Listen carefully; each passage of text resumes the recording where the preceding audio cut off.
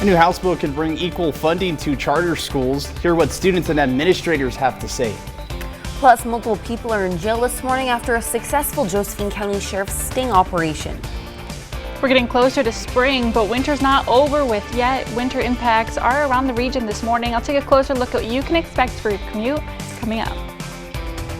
Live, local, late breaking. This is NewsWatch 12 this morning.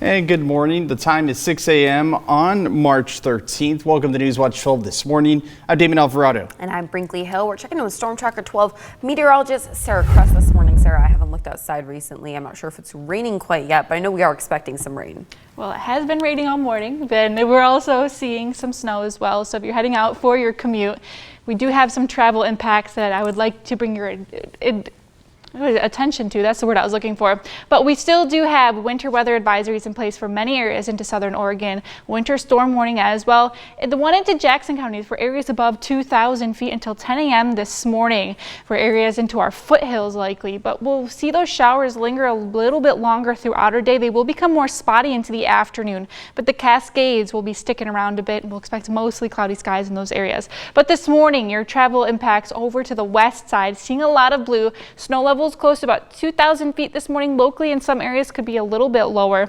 And we're into Siskiyou County, especially as we're heading over to the west of Siskiyou County. It is seeing quite a bit of snow this morning. But even as we head towards the Mount Shasta area, roads are still slick from snow yesterday. Could still see some snow showers throughout our day today. Over to the Cascade Passes, plan for some extra time. Snow coming down is going to be impacting visibility in some spots. Take a look as we're heading over towards Warner Mountain Summit. It's not looking pretty out on the roads. But out into the Rogue Valley this morning, it will be wet for your commute.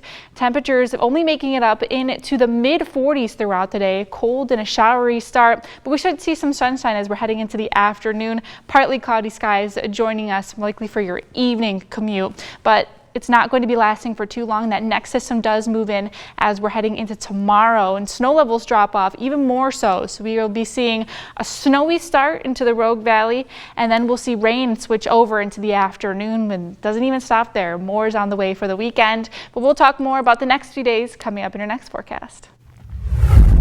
Lawmakers, educators, and parents gathered in Salem to discuss House Bill 3444. The bill increases funding for Oregon's public charter schools. If passed, the bill would require school districts to allocate 95% of their general purpose grants to non-virtual public charter schools. Supporters say charter schools serve diverse and underserved students, but struggle financially because they don't get enough state, local, or federal funding. Former Jackson County Commissioner Dave Dotterer gave a testimony about the challenges of funding facilities. Not allowed to bond. So we took out a commercial loan with a regular bank.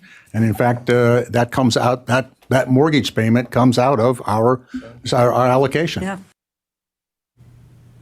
There is opposition for this bill from the Oregon Education Association, the Oregon School Board Association, and other public school advocates. Their main concerns are accountability and the need for more oversight. The House Education Committee has taken the testimony into account, and discussions will continue. A new House bill creates a fund to help those who lose their property to utility-caused wildfires. Representative Pam Marsh says House Bill 3917 comes from post-recovery efforts from the devastating 2020 wildfires in Southern Oregon. It's also a bill of preparation for future wildfires.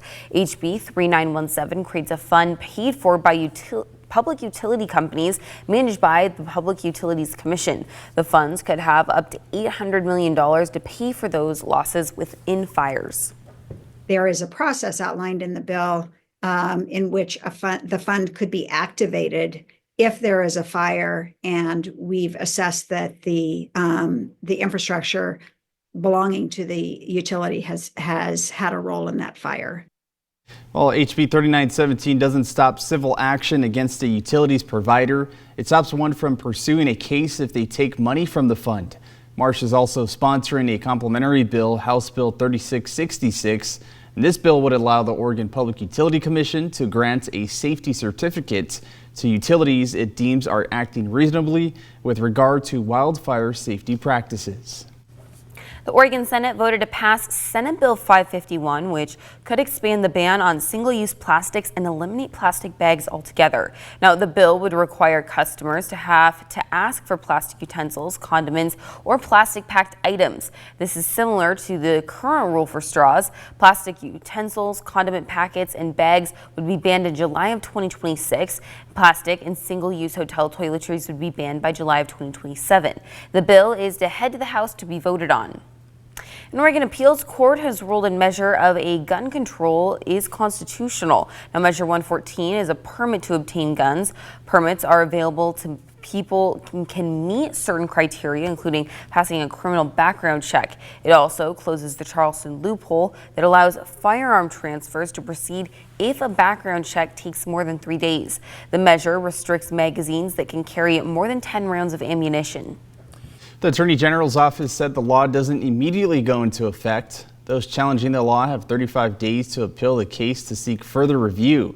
A separate federal case over Measure 114, a judge found the measure unlawful under the Second Amendment.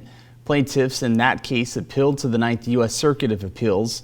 More details on the ruling can be found on our website, kdrv.com. And as we continue asking local lawmakers about the ongoing trade war, you might be wondering, what impacts would these tariffs have on me? Well, we spoke with Oregon Senator Jeff Merkley, who says the estimated cost for families would increase by $2,000 per year, along with appliances, clothing, and other items getting more expensive. The senator says heating your home could be costly because of tariffs. If you use natural gas to heat your home, fossil gas, it's likely to go up in price because we're going to be exporting more, and that raises the price here at home. That's why I'm opposed to exporting that gas, and certainly opposed to exporting it to China, which strengthens their economy at the expense of our families. Merkley is holding town hall meetings in Jackson and Josephine counties on Sunday. The first is at Ashland High School at noon, and then Josephine County at Rogue Community College's gym at 4 p.m. Oregon Senator Ron Wyden, Jeff Merkley, and 21 other senators sent a letter to the Department of Education. The letter demands answers for the sudden move to shut down access to income-driven repayment plans. In their letter, the senators say the repayment plans help millions of borrowers keep their payments affordable. The department was only supposed to pause the SAVE plan due to a court ruling. The senators want the programs restored. The Department of Education isn't the only government body that are facing cuts. Officials slashed more than $1 billion in funding for local schools and food banks. Officials with the United States Agriculture Department cut funds to local food purchase assistance programs and the local Food for Schools program. The USDA spokesperson says the programs are a legacy of the pandemic and no longer supports the agency's priorities. This morning, 24 people are in jail after a 60 sweep in Josephine County. This is a multi-agency sweep. The people arrested are repeat violent offenders and people who move to avoid prosecution. One of the people in jail this morning is Gary Carden. He has an extensive criminal history and is wanted out of Florida on weapons-related charges. From March 6th through the 12th, the Sheriff's Office had 624 compliance checks, 45 sex offender registration post-contact, and 19 felony warrant arrests. The full details on this operation can be found on kdrv.com.